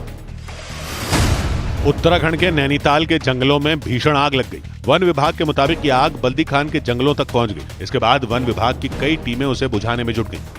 उधर अपने नौकर को पीटने पर घिरे गायक राहत फतेह अली खान ने अपनी पीआर फर्म पर सारा ठीकरा फोड़ दिया और उस पीआर फर्म से नाता तोड़ते हुए उस पर कई गंभीर आरोप लगा दिए। और ऐसा इसलिए हुआ क्योंकि 2 रोज पहले राहत फतेह अली खान का एक वीडियो सामने आया था और उस वीडियो में वो एक आदमी को चप्पलों से पीटते नजर आए। वीडियो में दिख रहा वो आदमी राहत फतेह अली खान का नौकर बताया गया और इसी वीडियो के वायरल होने के बाद उन्होंने ये पोस्ट जारी की जिसमें लिखा कि राहत फतेह अली खान और उनकी मैनेजमेंट टीम ने उनकी पीआर फर्म से सारे रिश्ते तोड़ दिए। इसके साथ ही उन्होंने उस पीआर फर्म पर कई बड़े आरोप भी लगाए। उनकी पोस्ट में उस फर्म पर ब्लैकमेल करने, पैसों की हेराफेरी करने और उनके सोशल मीडिया अकाउंट को बिना इजाजत इस्तेमाल करने का आरोप लगाया गया। इसके साथ ही उस फर्म पर राहत फतेह अली खान को बदनाम करने की कोशिश का भी आरोप लगा। उस पोस्ट के मुताबिक इस फर्म ने छिपकर उस वीडियो को रिकॉर्ड किया और सोशल मीडिया पर वायरल कर दिया। और इस वीडियो के वायरल होने के बाद राहत फतेह अली खान सुर्खियों में आ गए क्योंकि आरोप लगा कि उस वीडियो में वो अपने नौकर से शराब की बोतल मांग रहे थे और बोतल नहीं मिलने पर उन्होंने अपने नौकर की चप्पलों से धुनाई कर दी। वीडियो में राहत फतेह अली खान अपने नौकर को बेरहमी से मारते नजर आए। वो बार बार उससे उस बोतल के बारे में पूछते रहे और जब वो उसके बारे में नहीं बता पाया तो उन्होंने उस पर चप्पलों की बारिश कर दी। उसके साथ खड़ी हुई थी। वीडियो में वो उसकी शर्ट पकड़कर उसे जमीन पर गिराते नजर आए। इसके बाद वो खुद भी जमीन पर बैठ गए और उसे लगातार मारते रहे। इस दौरान कुछ लोगों ने उन्हें रोकने की कोशिश की लेकिन वो इस कदर गुस्से में थे कि वो बिना रुके उसे मारते रहे। इसके बाद कुछ देर तक उन दोनों के बीच बहस हुई और फिर उन्होंने उसे एक जोरदार थप्पड़ मार दिया। इस वीडियो के वायरल होने के बाद उन्होंने उस नौकर के साथ एक वीडियो जारी किया और उस वीडियो में उसने इसे राहत फतेह अली खान को बदनाम करने की कोशिश बताया। वहीं उस बोतल पर सफाई देते हुए उन्होंने बताया कि उस बोतल में एक धार्मिक मौलवी का पवित्र जल था। इधर भोपाल में कांग्रेस दफ्तर में 2 नेताओं के बीच हुई धक्का मुक्की और गाली गलौज का वीडियो पोस्ट करके बीजेपी ने तंज कसा। बीजेपी ने दावा किया कि कांग्रेस दफ्तर में कमलनाथ और दिग्विजय सिंह के समर्थक आपस में भिड़ गए और कमलनाथ के समर्थक ने दिग्विजय सिंह के समर्थक को ऐसा धक्का दिया कि वो जमीन पर गिर पड़े और जब ऐसा हुआ तो जमीन पर गिरने वाले नेता के हाथ में कुर्सी थी। बताया गया कि वो कुर्सी से कमलनाथ के समर्थक पर हमला करने वाले थे लेकिन धक्का लगते ही वो गिर गए। इस दौरान वहां खड़े कई लोगों ने दोनों को रोकने की कोशिश भी की। अरे क्यों लड़ रहा भाई? लेकिन ये लड़ाई बढ़ती चली गई क्योंकि तब तक कमलनाथ के समर्थक बताए जाने वाले नेता के हाथ में भी कुर्सी आ गई। ऐसा दिखा मानो वो कुर्सी से हमला ही बोल देंगे। हालांकि बीच बचाव करने वाले लोग भी अपने काम में जुटे रहे लेकिन दोनों के बीच बहस चलती रही। बताया गया कि मध्य प्रदेश में हुए विधानसभा चुनावों में कांग्रेस को मिली हार पर दोनों नेताओं के बीच शुरू हुई बहस बाद में धक्का मुक्की में बदल गई और इसी घटना के वीडियो को सोशल मीडिया प्लेटफॉर्म एक्स पर पोस्ट करके बीजेपी ने कमलनाथ और दिग्विजय सिंह के समर्थकों के बीच भिड़ंत होने का दावा किया। इधर मनीष सिसोदिया ने कोर्ट से पैरोल की मांग की। शराब घोटाले के आरोप में जेल में बंद मनीष सिसोदिया ने एक बार फिर जमानत याचिका दाखिल कर दी। दिल्ली की राउज एवेन्यू कोर्ट से उन्होंने ये मांग भी की कि उन्हें हर हफ्ते में 2 दिन की पैरोल दी जाए ताकि वो अपनी बीमार पत्नी से मिल सकें। बिहार के बेतिया में करीब 1 करोड़ रुपए की शराब की बोतलों पर बुलडोजर चलाकर उन्हें नष्ट कर दिया गया। वहां सर्च ऑपरेशन के दौरान महीने भर पहले इन शराब की बोतलों को जब्त किया गया था। इनमें देसी और अंग्रेजी शराब की बोतलें शामिल थी। शराब का विनिष्टीकरण किया जा रहा है जिसकी मात्रा 8092 लीटर के करीब है। दिल्ली के नजदीक उत्तर प्रदेश के गाजियाबाद में कुत्तों के एक झुंड ने एक बच्चे पर हमला कर दिया। वो बच्चा एक हाउसिंग सोसाइटी के पार्क में खेल रहा था। हालांकि कुत्तों के झपटते ही वहां मौजूद एक आदमी दौड़ पड़ा और उसने उस बच्चे को बचा लिया। उधर कनाडा में छिपे आतंकी अर्शदीप सिंह उर्फ अर्श डल्ला ने गैंगस्टर लॉरेंस बिश्नोई और उसके राइट हैंड माने जाने वाले गोल्डी बराड़ को जान से मारने की धमकी दे दी। न्यूज़ 18 से बातचीत के दौरान खुद को अर्श डल्ला बताने वाले उस व्यक्ति ने दोनों से गैंगस्टर सुक्खा दुनके की हत्या का बदला लेने की हुंकार भरी और ये ऐलान कर दिया कि लॉरेंस बिश्नोई और गोल्डी बराड़ को इसकी कीमत हर हाल में चुकानी होगी। बब्बिहा गैंग का गैंगस्टर सुक्खा दुनके पंजाब के मोगा का रहने वाला था और पिछले साल उसकी कनाडा में गोली मारकर हत्या कर दी गई थी। खुफिया सूत्रों का दावा है कि इस हत्याकांड को लॉरेंस बिश्नोई के इशारे पर गोल्डी बराड़ ने अंजाम दिया था और उसी वजह से आतंकी अर्श डल्ला बौखलाया हुआ है। न्यूज़ 18 की टीम से बातचीत के दौरान खुद को अर्श डल्ला बताने वाले एक शख्स ने ऐलान किया कि वो लॉरेंस बिश्नोई और गोल्डी बराड़ से सुक्खा की हत्या का बदला लेकर रहेगा। कनाडा में अभी आपके एक सहयोगी था सुक्खा दुनी के जिसकी हत्या हुई थी, इस पर क्या कहना है आपका? अगर इन्होंने करवाई भी, जिसने भी किया, उसको उसका बनता हुआ मिलेगा। भाई था मेरा, वो भाई रहेगा। इस बातचीत के दौरान उस आदमी ने पंजाबी गायक सिद्धू मूसेवाला हत्याकांड और एक्टर सलमान खान का भी जिक्र किया। खुद को अर्श डल्ला बताने वाले उस शख्स ने दावा किया कि सलमान खान को मारने की बात कहकर लॉरेंस गैंग सिर्फ सुर्खियों में बने रहना चाहता है। उसका यह भी दावा है कि उसके पास भी आधुनिक हथियार हैं जिनके दम पर वो लॉरेंस गैंग का नामो निशान मिटा कर रख देगा। इस बीच अमेरिका के जॉर्जिया में एक भारतीय छात्र की बेरहमी से हत्या कर दी गई। हत्या की घटना 16 जनवरी की बताई गई और इसका सीसीटीवी वीडियो वहां की पुलिस ने अब जारी किया। वीडियो में हमलावर विवेक सैनी नाम के भारतीय छात्र पर हथौड़े से 50 बार वार करता नजर आया और उन्हें मौत के घाट उतार दिया। विवेक सैनी की हत्या का दिल दहला देने वाला वीडियो सोशल मीडिया पर वायरल हो गया। खौफ से भर देने वाले उस वीडियो में एक किराना स्टोर के अंदर नीले रंग की जैकेट पहना हुआ वो हमलावर विवेक पर पीछे से हथौड़े से वार करता दिखा। हथौड़े से सिर पर लगी चोट के बाद भी विवेक सैनी उस हमलावर को रोकते और उससे लड़ते दिखाई दिए, लेकिन वो हमलावर बिना रुके विवेक के सिर और चेहरे पर हथौड़े बरसाता दिखा। करीब 15 हथौड़ों के वार से विवेक बेहोश होकर जमीन पर गिर गए, लेकिन इसके बाद भी उस हमलावर ने उनके सिर पर वार करना बंद नहीं किया। वो लगातार विवेक के सिर पर हथौड़े मारता रहा। विवेक के दाहिनी तरफ से हथौड़े मारने के बाद वो उनके बाईं तरफ आया और हथौड़े बरसाने लगे। हथौड़े बरसाने के बाद वो स्टोर में आगे गया और कुछ सामान उठाता दिखाई दिया। इस दौरान वहां दूसरी तरफ एक और व्यक्ति दिखाई दिया, लेकिन उसने उस हमलावर को रोकने या पकड़ने की कोशिश नहीं की, क्योंकि विवेक पर हुए हमले को देखकर वो डरा हुआ था। हमलावर ने उस शख्स को भी धमकी दी, जिसके बाद वो वहां से लौट गया। लेकिन हमलावर विवेक सैनी के शव के पास लौटा और उनकी जेब टटोलने लगा। इसी दौरान वहां से डरा सहमा एक और आदमी जान बचाकर भागता दिखा। विवेक सैनी की जेब टटोलने के बाद वो हमलावर एक बार फिर उनके शव पर हथौड़े बरसाता दिखा। थोड़ी देर रुकने के बाद उसने विवेक सैनी की जेब से कुछ निकाला और अपनी जेब में रखकर वहीं खड़ा हो गया। खबरों के मुताबिक विवेक सैनी अमेरिका में पढ़ाई के साथ उसी किराना स्टोर में काम भी करते थे जहां उनकी हत्या हुई। हमलावर को विवेक और उनके साथियों ने रहने की जगह दी थी, लेकिन 16 जनवरी को विवेक ने जब उसे जगह खाली करने के लिए कहा तो वो गुस्से में आ गया और उनकी बेरहमी से हत्या कर दी। पुलिस ने हमलावर को गिरफ्तार कर जेल भेज दिया। इधर सोशल मीडिया पर राम मंदिर से जुड़ी विवादास्पद पोस्ट करने के कारण 4 लड़के गिरफ्तार कर लिए गए। जम्मू पुलिस ने 4 लड़कों को सोशल मीडिया प्लेटफॉर्म इंस्टाग्राम पर राम मंदिर से जुड़ी विवादास्पद पोस्ट करने के मामले में गिरफ्तार कर लिया। पुलिस के मुताबिक उन्होंने बाबरी मस्जिद की तस्वीर के साथ धमकी भरी एक पोस्ट की थी। इसी के बाद उन 4 की गिरफ्तारी हुई। दिल्ली के वजीराबाद में एक पुलिस ट्रेनिंग स्कूल में आग लगने से हड़कंप मच गया। आग की वजह से वहां रखी करीब 250 गाड़ियां जलकर बर्बाद हो गई। इसकी जानकारी मिलते ही वहां दमकल की कई गाड़ियां पहुंच गई और कड़ी मेहनत के बाद आग को बुझा लिया गया। भारतीय नौसेना ने ईरान के एक जहाज को सोमालिया के लुटेरों के चंगुल से छुड़ा लिया। नौसेना के मुताबिक मछली पकड़ने वाले उस जहाज पर अदन की खाड़ी में सोमालिया के लुटेरों ने कब्जा कर लिया था और उसमें मौजूद 17 लोगों को बंधक बना लिया था। उधर फ्रांस में किसानों के प्रदर्शन का समर्थन कर रही 2 महिलाओं ने विश्व प्रसिद्ध मोनालिसा की पेंटिंग पर सूप फेंक दिया। खेती में बढ़ती लागत और कमाई घटने को लेकर फ्रांस में किसान लगातार प्रदर्शन कर रहे हैं और किसानों के प्रदर्शन का समर्थन कर रही उन महिलाओं ने हंगामा कर दिया और मोनालिसा की पेंटिंग पर सूप फेंक दिया। इस घटना का जो वीडियो सामने आया उसमें दिखाई दिया कि दोनों महिलाएं हाथों में सूप से भरा ग्लास लेकर पेंटिंग के पास पहुंची। जब तक कोई उन्हें रोक पाता उन्होंने गुस्से में पेंटिंग पर सूप फेंक दिया। पेंटिंग पर सूप फेंकने के बाद दोनों प्रदर्शनकारी महिलाओं ने वहां किसान आंदोलन के समर्थन में नारेबाजी भी की।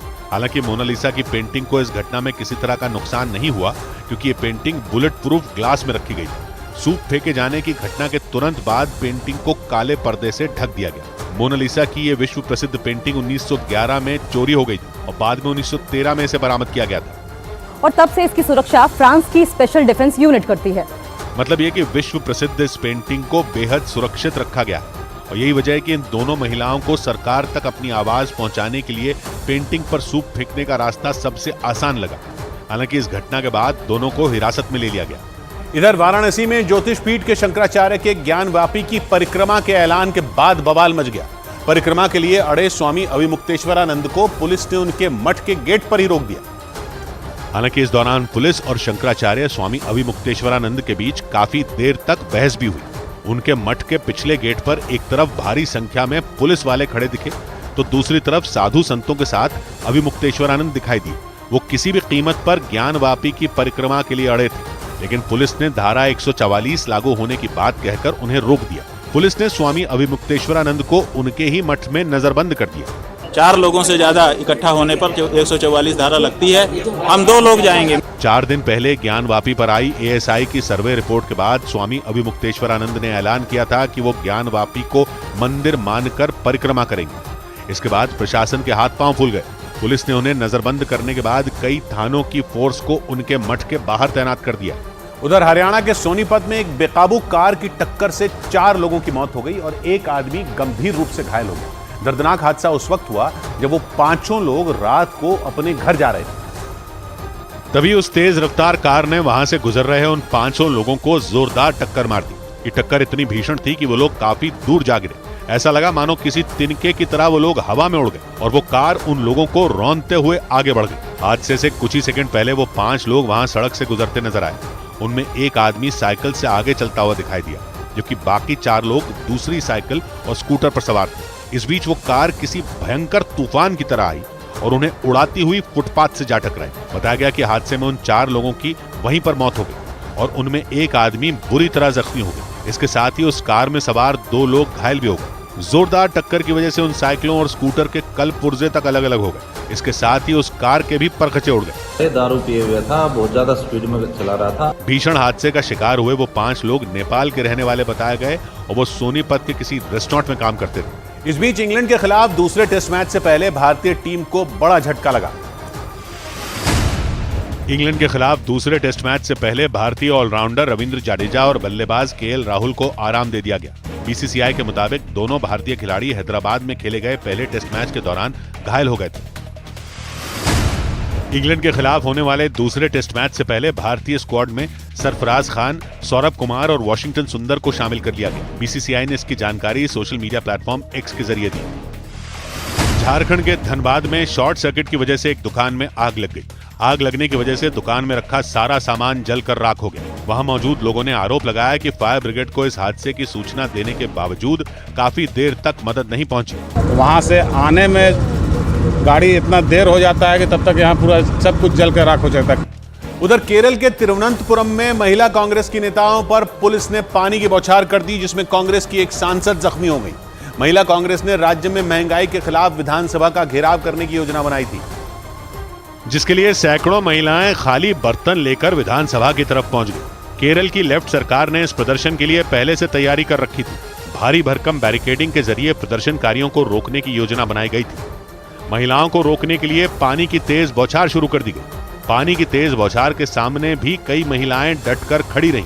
कुछ महिलाओं ने एक दूसरे का सहारा लिए रखा तो कुछ जमीन पर गिर गईं। लेकिन प्रदर्शनकारियों ने बर्तन बैरिकेडिंग की तरफ फेंकते हुए अपना विरोध दर्ज कराया। खबर है कि इस प्रदर्शन में कांग्रेस की राज्यसभा सांसद जेबी माथर जख्मी हो गई, जिसके बाद उन्हें अस्पताल में भर्ती कराना पड़ा। वो केरल में महिला कांग्रेस के अध्यक्ष भी हैं, जो प्रदर्शन की अगुवाई कर रही थी। इधर दिल्ली नगर निगम में कार्यवाही के दौरान जमकर हंगामा हो गया। बीजेपी के पार्षदों ने स्थायी समिति के गठन के मुद्दे पर मेयर के सामने जमकर नारेबाजी की और स्थायी समिति का गठन करो की तख्तियां लेकर दिल्ली नगर निगम के सदन में हंगामा करने लगे।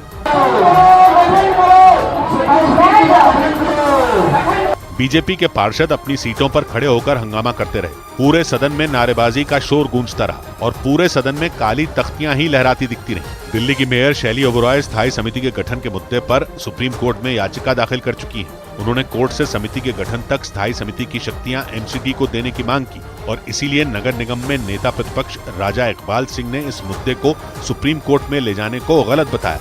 सदन में मौजूद सभी बीजेपी नेता एक साथ इकट्ठा हो गए और मेयर के सामने नारेबाजी करने लगे। ऐसे में सदन की कार्यवाही स्थगित कर दी गई। उधर राजस्थान के जोधपुर से दिल दहला देने वाला एक वीडियो सामने आया है। वहां एक तेज रफ्तार कार ने एक मोटरसाइकिल को टक्कर मार दी और जब उसने वहां से भागने की कोशिश की तो वो मोटरसाइकिल उसकी कार के बोनट में फंस गई। लेकिन इसके बाद भी वो कार सवार रुका नहीं, बल्कि उसने अपनी रफ्तार और बढ़ा दी। ऐसे में एक आदमी उसे रोकने के लिए उस गाड़ी पर लटक गया, लेकिन फिर भी उस गाड़ी की रफ्तार कम नहीं हुई और वो कार सवार काफी दूर तक अपनी गाड़ी को यूं ही दौड़ाता चला गया। तस्वीरों में उस गाड़ी पर वो आदमी लटका दिखाई दिया, जबकि वो मोटरसाइकिल भी उसके बोनट में फंसी नजर आई और थोड़ी देर बाद वो गाड़ी एक खंबे से जाकर टकरा गई। उस गाड़ी के रुकते ही कुछ लोग भागते हुए आए और उस पर टूट पड़े। एक आदमी ने उस गाड़ी का पीछे वाला दरवाजा खोला और एक कांच की बोतल लेकर उसमें बैठे लोगों को मारने पर उतारू हो गया, जबकि एक दूसरे आदमी ने हेलमेट से उस गाड़ी के शीशे पर हमला कर दिया। लेकिन इससे पहले कि वो लोग वहां पहुंचते, उस गाड़ी का ड्राइवर वहां से भाग निकला। उधर जम्मू कश्मीर के सांबा में एक पेट्रोल पंप आग का गोला बन गया। जम्मू कश्मीर के सांबा में एक पेट्रोल पंप में अचानक आग भड़क उठी। इसके बाद तो उस पेट्रोल पंप से कई फीट ऊंची लपटें उठती नजर आईं। आग इतनी भयानक थी कि उसे बुझाने के लिए दमकल की 4 गाड़ियों की मदद ली गई। रामलला की मूर्ति बनाने वाले अरुण योगीराज को कर्नाटक के राज्यपाल थावरचंद गहलोत ने सम्मानित किया। उन्हें यह सम्मान बेंगलुरु के राजभवन में दिया गया। 22 जनवरी को अयोध्या के राम मंदिर में जिस मूर्ति की प्राण प्रतिष्ठा की गई थी उसे अरुण योगीराज ने ही बनाया है। उत्तर प्रदेश की इटावा पुलिस ने मुठभेड़ के बाद आमीन नाम के 25,000 रुपए के इनामी बदमाश को गिरफ्तार करने का दावा किया। इसके साथ ही पुलिस ने उसके पास से एक पिस्तौल भी बरामद की। पुलिस के मुताबिक उस बदमाश पर 6 से ज्यादा केस दर्ज है। पंजाब के फिरोजपुर में 3 बदमाशों ने एक मोटरसाइकिल चुरा ली। इस चोरी को अंजाम देने के लिए वो तीनों एक मोटरसाइकिल से वहां पहुंचे और फिर सबसे पीछे बैठा बदमाश एक घर के सामने रखी मोटरसाइकिल को लेकर फरार हो गया। इधर उत्तर प्रदेश के मथुरा में समाजवादी पार्टी के नेता एक कार्यक्रम के दौरान मंच पर ही भिड़ गए। वहां पार्टी की नई कार्यकारिणी के गठन के दौरान नेताओं में आरोप प्रत्यारोप शुरू हो गया और देखते देखते मामला हाथापाई तक पहुंच गया। मंच पर समाजवादी पार्टी के एक महिला कार्यकर्ता और नेता तूतू मैमे करते दिखे। इस दौरान वो महिला कार्यकर्ता गाली नहीं देने की चेतावनी देती नजर आई। थोड़ी देर बाद वो महिला कुर्सी से खड़ी हो गई और मंच पर सफेद कुर्ता पैजामा पहने नेता की तरफ बढ़ी। इसके बाद दोनों एक दूसरे को उंगली दिखाकर बहस करने लगे। वहां मौजूद कुछ लोगों ने दोनों को समझाने और शांत करने की कोशिश की। मंच पर मौजूद कार्यक्रम के मुख्य अतिथि ने भी दोनों से शांत रहने की अपील की। वहां मौजूद कुछ दूसरे कार्यकर्ता भी बहस करते दिखे। इसके बाद एक व्यक्ति ने माइक अपने हाथों में थामा और सभी से शांति बनाए रखने की अपील की, लेकिन उसकी अपील का असर हंगामा कर रहे लोगों पर नहीं हुआ, जिसकी वजह से गुस्से में उस व्यक्ति ने माइक सामने रखी टेबल पर पटक दिया। जबकि मंच पर हुए हंगामे और विवाद को समाजवादी पार्टी के नेता छिपाते दिखे। ये जोश है, समाजवादी कार्यकर्ता का ये जोश है। नई कार्यकारिणी के गठन के दौरान यह हंगामा पार्टी नेताओं के सम्मान को लेकर शुरू हुआ था। इस बीच उत्तर प्रदेश के आगरा में हुए एक सड़क हादसे की रोंगटे खड़े कर देने वाली कुछ तस्वीरें सामने आई।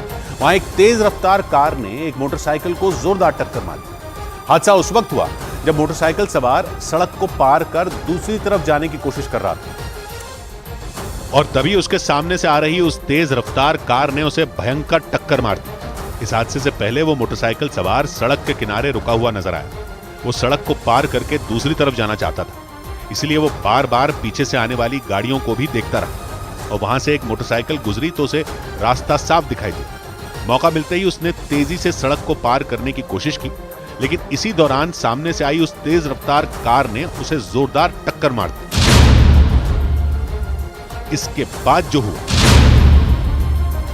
ब्रेक के बाद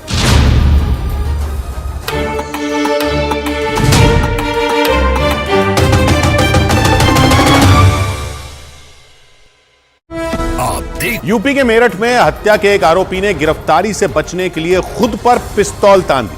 वहां घंटों तक चले इस ड्रामे में पुलिस कर्मियों ने कई बार उसे पकड़ने की कोशिश की, लेकिन जैसे ही पुलिस वाले उसके करीब पहुंचे उसने अपनी कनपट्टी पर पिस्तौल रख दी और पुलिस के सामने खुद को गोली मारने की धमकी देने लगा। पहले मेरी सुन लो, मैं 3 तक अपने गोली मार दूंगा। इस दौरान पुलिस काफी देर तक उसे बहलाती रही, लेकिन वो आरोपी लगातार पुलिस के सामने ड्रामा करता रहा। तस्वीरों में एक तरफ हाथ में पिस्तौल लिए वो आरोपी खड़ा नजर आया, दूसरी तरफ कई थानों की पुलिस उसे समझाती दिखाई दी। ये है नहीं हो, तुम तो हमारे थाने के भी नहीं हो, आगे हो जाओ। इस दौरान जब वो पुलिस के साथ बातों में फंस गया तो अचानक एक पुलिसकर्मी भागते हुए उसके पास गया और उसे जमीन पर गिरा दिया। इसके बाद वहां खड़े सभी पुलिसकर्मी आगे आए और उसे दबोच लिया। इसके बाद उसे पुलिस थाने ले जाया गया। धमकी दे रहा था पुलिस को, अगर आप हमारे दो जो व्यक्ति होंगे नहीं छोड़ेंगे आप उनको तो मैं अपने आप को मार लूंगा। बताया गया कि पुलिस काफी दिन से उस आरोपी की तलाश में जुटी थी। ऐसे में जब पुलिस ने उसे पकड़ने के लिए घेरेबंदी की तो उसने हवाई फायरिंग कर दी और फिर खुद पर पिस्तौल तानकर ड्रामा करने लगा, लेकिन तभी मौका देखकर उस पुलिसकर्मी ने उसे दबोच लिया। इस बीच उत्तर प्रदेश के संभल में जहर खाकर अस्पताल पहुंचे एक लड़के ने जान बचाने के लिए डॉक्टरों के सामने चीख पुकार मचा दी। उसके पिता के मुताबिक उसने गुस्से में आकर जहर खा लिया और जब जान खतरे में पड़ गई तो भागते भागते अस्पताल पहुंच गया और डॉक्टरों से जान बचाने की गुहार लगानी शुरू कर दी। दहाड़े मारता हुआ वो लड़का लड़खड़ाते हुए अस्पताल पहुंचा। उसे देखकर वहां मौजूद अस्पताल के कर्मचारी भी सन्न रह गए, क्योंकि वो चीख चीख कर खुद को बचाने की फरियाद करता दिखा। उस लड़के की चीख पुकार से अस्पताल में हड़कंप मच गया। अरे भैया क्या हो गया था? मैं नहीं पता क्या हो गया। डॉक्टरों ने फौरन उस लड़के को इलाज के लिए भर्ती कर लिया। लड़के के पिता ने बताया कि वो बीते कई साल से डिप्रेशन की समस्या से जूझ रहा है। कभी कहता जहर खाऊंगा तो आज कहीं से पता नहीं कहां से पल्ले पड़ गए। हालांकि गनीमत ये रही कि जहर खाने के बाद भी उस लड़के की जान बच गई। इलाज के बाद उसे अस्पताल से छुट्टी दे दी गई। इधर हैदराबाद में दिल दहला देने वाला एक हादसा हो गया। वहां एक तेज रफ्तार ट्रक ने सड़क किनारे चल रही एक महिला को जोरदार टक्कर मार दी और कुछ दूर जाते ही वो ट्रक पलट गया। लेकिन टक्कर लगने की वजह से वो महिला सड़क किनारे ही गिर गई, क्योंकि सड़क के दाहिनी तरफ मोड़ लेने के दौरान उस ट्रक का संतुलन बिगड़ा और उसने उस महिला को तेज टक्कर मार दी। हालांकि मोड़ लेते वक्त ड्राइवर ने उस ट्रक को संभालने की कोशिश की, लेकिन रफ्तार तेज होने की वजह से वो ट्रक को काबू में नहीं कर पाया। इस बीच वो ट्रक दो पहियों पर चलते हुए पूरी तरह अपनी बाईं तरफ झुक गया और आगे कुछ ही दूरी पर चल रही उस महिला को जोरदार टक्कर मार दी और आगे जाकर वो भी पलट गया। इसके बाद तो वहां से गुजर रहे लोग घबरा गए। मोटरसाइकिलों और स्कूटर पर सवार कई लोग वहीं रुक गए और उस महिला को उठाने के लिए भागते नजर आए। पुलिस के मुताबिक ड्राइवर की लापरवाही की वजह से यह हादसा हुआ। हालांकि गनीमत ये रही कि महिला की जान बच गई। उधर मालदीव की संसद जंग का अखाड़ा बन गई। सत्ता में बैठे राष्ट्रपति मोहम्मद मुइज़्ज़ू की पार्टी के सांसदों से विपक्षी सांसद भिड़ गए। ये वही मुइज़्ज़ू हैं जिन्हें भारत का विरोधी और चीन का समर्थक बताया जाता है। ये पूरा बवाल तब हुआ जब मुइज़्ज़ू की कैबिनेट पर संसद की मोहर लगनी थी। आरोप है कि जब विपक्षी सांसद मालदीव की संसद के अंदर जाने लगे तो सुरक्षा कर्मियों ने उन्हें रोकने की कोशिश की और इसी वजह से विपक्षी सांसद भड़क गए। हालात इतने बिगड़ गए कि राष्ट्रपति मुइज़्ज़ू की पार्टी के सांसदों और विपक्षी सांसदों के बीच मारपीट शुरू हो गई। मालदीव की संसद में हुई इस मारपीट के कई वीडियो सामने आए। इनमें एक वीडियो में संसद के अंदर दो सांसद बुरी तरह झगड़ते दिखाई दिए। उनमें एक फर्श पर गिरे दिखे जबकि दूसरा उनकी गर्दन के ऊपर बैठा नजर आया। सत्ता पक्ष के उस सांसद ने अपने एक घुटने से जमीन पर गिरे उस विपक्षी सांसद के गले को कुछ देर तक दबाए रखा। इस दौरान वहां मौजूद दो लोग उन्हें हटाने की कोशिश करते रहे। बाद में किसी तरह उन्हें विपक्षी सांसद से दूर किया गया। इसके बाद सत्ता पक्ष के वो सांसद स्पीकर के पास मौजूद दूसरे विपक्षी सांसदों से उलझ गए। संसद में सांसदों की इस लड़ाई को देखकर ऐसा लगा जैसे किसी अखाड़े में दो पहलवान भिड़ रहे हो। फर्क सिर्फ इतना था कि दोनों पहलवान नहीं बल्कि जनता के प्रतिनिधि थे, लेकिन लड़ने का अंदाज बिल्कुल पहलवानों जैसा ही नजर आया। लेकिन मालदीव की संसद से ही अकेला ऐसा वीडियो सामने नहीं आया, बल्कि वहां की संसद के अंदर सांसदों के बीच हुई मारपीट के कई वीडियो सोशल मीडिया पर वायरल हो रहे हैं। और उन वीडियो को देखकर ऐसा लगा जैसे मालदीव की संसद जंग के मैदान में बदल गई। वहां से आए मारपीट के एक दूसरे वीडियो को देखकर तो लोग हैरान ही हो गए, क्योंकि स्पीकर के पास पहुंचने के लिए एक विपक्षी सांसद अपनी पूरी ताकत लगाते दिखाई दी, जबकि उन्हें रोकने के लिए सत्ता पक्ष के दो सांसदों ने भी वहां मोर्चा संभाले रखा। विरोध जताने के लिए विपक्षी सांसद किसी भी तरह स्पीकर की कुर्सी के पास पहुंचने में जुटे दिखे। इसके बाद वो किसी पहलवान की तरह सिर से ताकत लगाकर अंदर जाने के लिए रास्ता बनाने की कोशिश करते नजर आए। लेकिन वहां मौजूद मुइज़्ज़ू की पार्टी के एक सांसद ने रास्ता रोकने के लिए उनके सिर को अपने पैरों के बीच दबा लिया। सत्ता पक्ष के एक दूसरे सांसद भी विपक्षी सांसद का रास्ता रोकते दिखे। थोड़ी देर तक तीनों के बीच वहां जोर आजमाइश होती रही, लेकिन बाद में विपक्षी सांसद को सत्ता पक्ष के उस सांसद ने बेल्ट पकड़कर जमीन पर पटक दिया। उनके साथ साथ मुइज़्ज़ू की पार्टी के वो दोनों सांसद भी फर्श पर गिर गए। हालांकि अगले ही पल वो तीनों उठ खड़े हुए। और मालदीव की संसद में ये सारा बवाल तब शुरू हुआ जब विपक्षी सांसदों को रोका गया। ऐसा होते ही वहां के विपक्षी सांसद आग बबूला हो गए। हालांकि इसके बाद विपक्ष के ज्यादातर सांसद अंदर चले गए, लेकिन इस घटना के बाद विपक्षी सांसदों ने स्पीकर पर पक्षपात करने का आरोप लगा दिया और विरोध जताने के लिए उनके कान के पास जोर जोर से तुरही बजाने में जुट गए। इसका जो वीडियो सामने आया उसमें मालदीव की संसद के अंदर स्पीकर की कुर्सी को घेरकर कई विपक्षी सांसद रंग बिरंगी प्लास्टिक की तुरही बजाते नजर आए।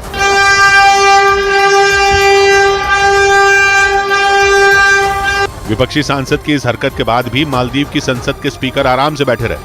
वो न तो नाराज हुए और न ही उन्होंने इसका विरोध किया। इस दौरान विपक्षी सांसद कुछ देर तक उनके सामने तुरही बजाते रहे। हालांकि बाद में सारे लोग वहां से चले गए, लेकिन थोड़ी देर बाद विपक्ष के एक दूसरे सांसद ने एक बार फिर स्पीकर के कानों पर जोर जोर से तुरही बजाना शुरू कर दिया। इस बार स्पीकर तुरही की आवाज से बचने के लिए अपने कान को बंद करने की कोशिश करते दिखे। ये पूरा बवाल तब हुआ जब मालदीव की संसद में वहां के राष्ट्रपति मोहम्मद मुइज़्ज़ू की कैबिनेट को मंजूरी देने के लिए वोटिंग होनी थी, लेकिन विपक्षी दल एमडीपी यानी मालदीव डेमोक्रेटिक पार्टी ने 4 मंत्रियों को मंजूरी देने से इनकार कर दिया। इसी वजह से मुइज़्ज़ू की पार्टी ने संसद में हंगामा शुरू कर दिया। उधर बड़ी खबर आई पाकिस्तान से। पाकिस्तान में चुनाव से पहले इमरान खान की पार्टी के लोगों ने खूब बवाल किया। इमरान समर्थकों को डर है कि चुनाव से पहले उनकी पार्टी पर बैन लग सकता है। इसी आशंका की वजह से उन्होंने पुलिस पर पथराव कर दिया, पुलिस वालों को पीटा तक गया और इस पूरे बवाल में कई पुलिस वाले घायल हो गए। एक पुलिस अधिकारी को तो इतनी बुरी तरह पीटा गया कि वो बेहोशी हो गया। ये सारा उपद्रव पाकिस्तान के कराची में हुआ और पाकिस्तान में आम चुनाव से पहले जमकर बवाल हुआ। कराची में इमरान समर्थकों ने इतना उपद्रव मचाया कि सड़कें जंग के मैदान में बदल गई। इमरान समर्थकों ने पुलिस के सामने खड़े होकर उन पर पथराव किया। जवाब में पुलिस वालों ने भी सड़क पर पड़े पत्थर उठाए और इमरान समर्थकों पर चला दिए। गोलियां भी चली। गोली चलते ही कुछ पत्थरबाज भागे, लेकिन कुछ ने पत्थर चलाकर पुलिस को जवाब दिया। कराची में इमरान खान की पार्टी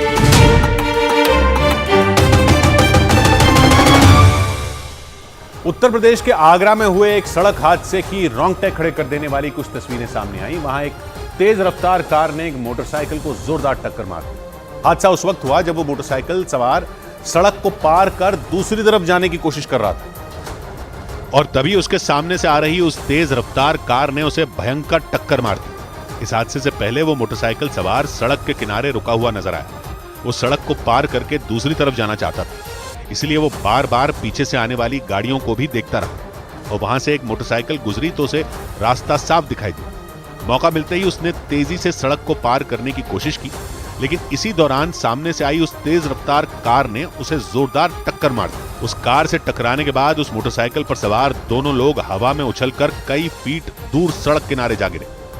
इस हादसे के बाद उस कार में सवार 2 लोग बाहर निकले और उन दोनों लोगों को बचाने की कोशिश की। तभी वहां मौजूद कुछ और लोग उन मोटरसाइकिल सवार को बचाने के लिए दौड़ पड़े।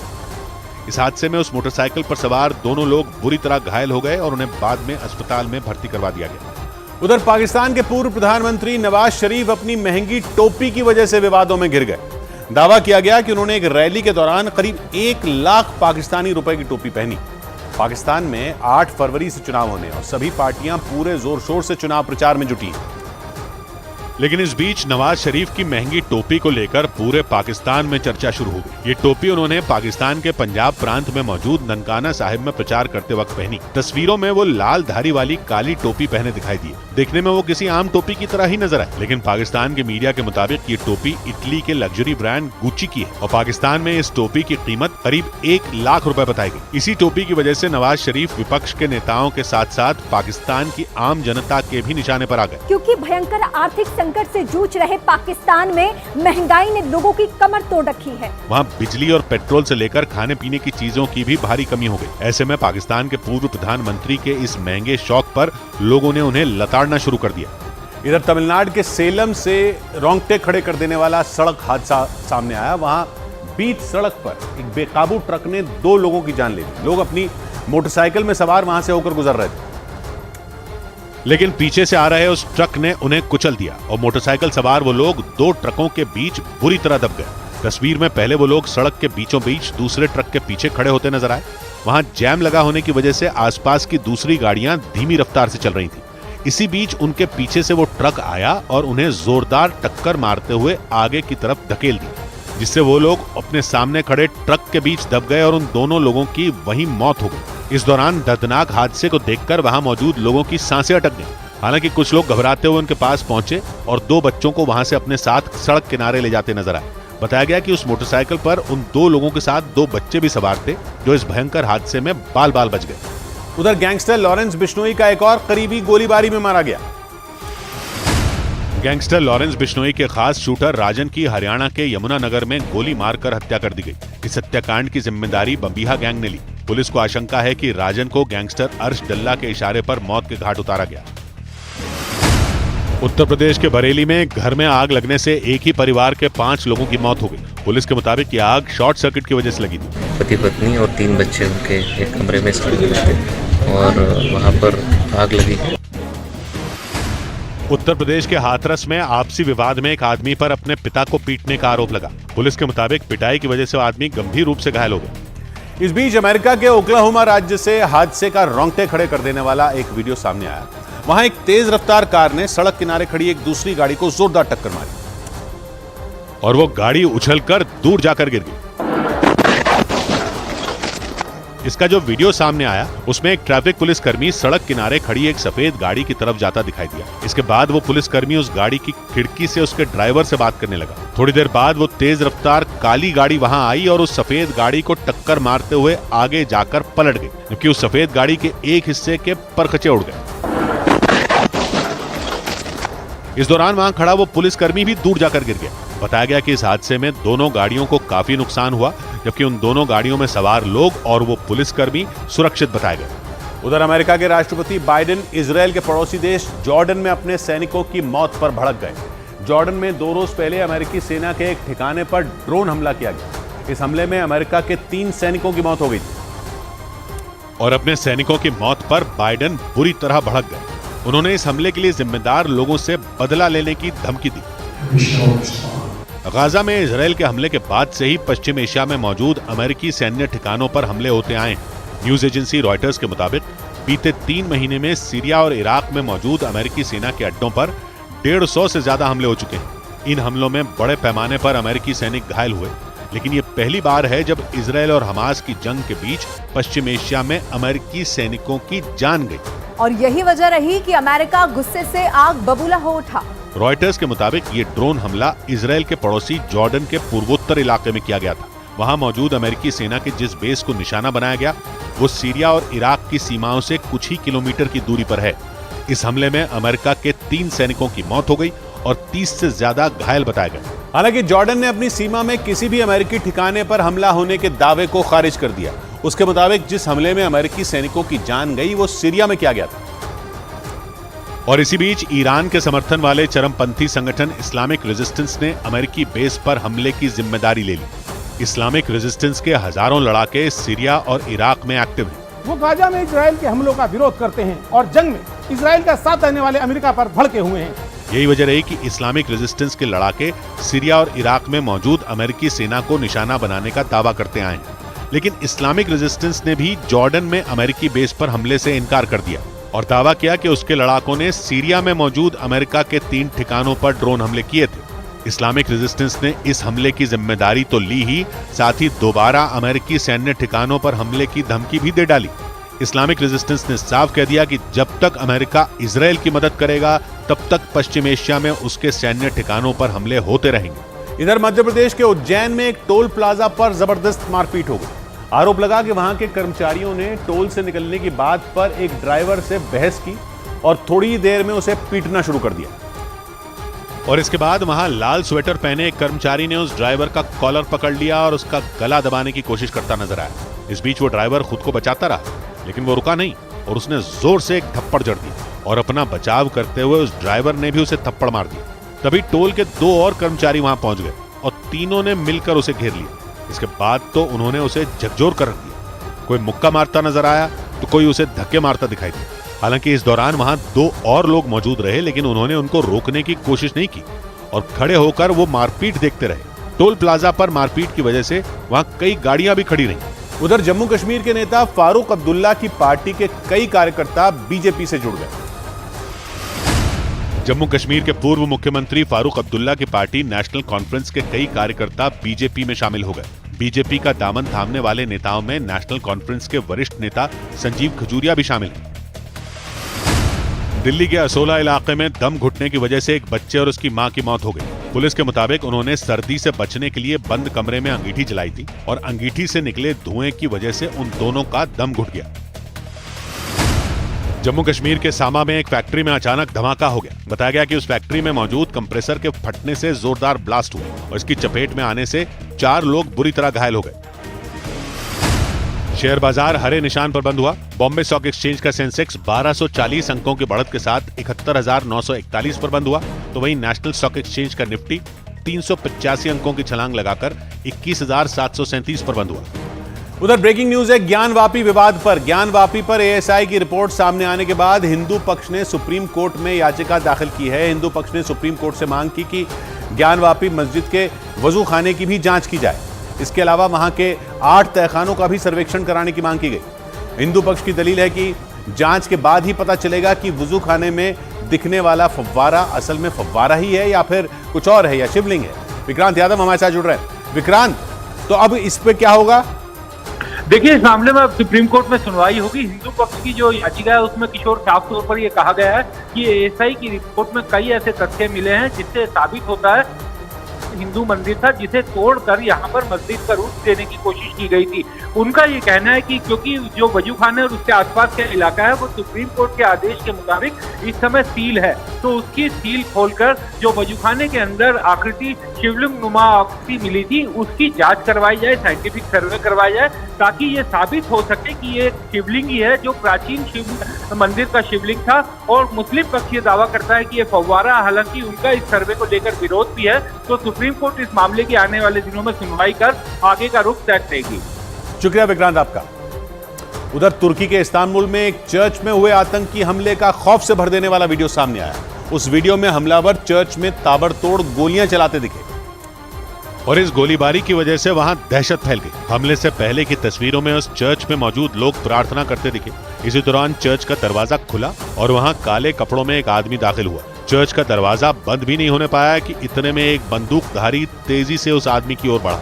इससे पहले कि वो आदमी कुछ समझ पाता, हमलावर ने उस पर गोलियों की बौछार कर दी। अचानक हुए इस हमले ने चर्च में मौजूद दूसरे लोगों को भी खौफ से भर दिया। जान बचाने के लिए वो डेस्क और बेंचों के नीचे छिप गए। तस्वीरों में उस नकाबपोश हमलावर का एक साथी भी नजर आया। चर्च में फायरिंग के बाद दोनों हमलावर वहां से भाग निकले।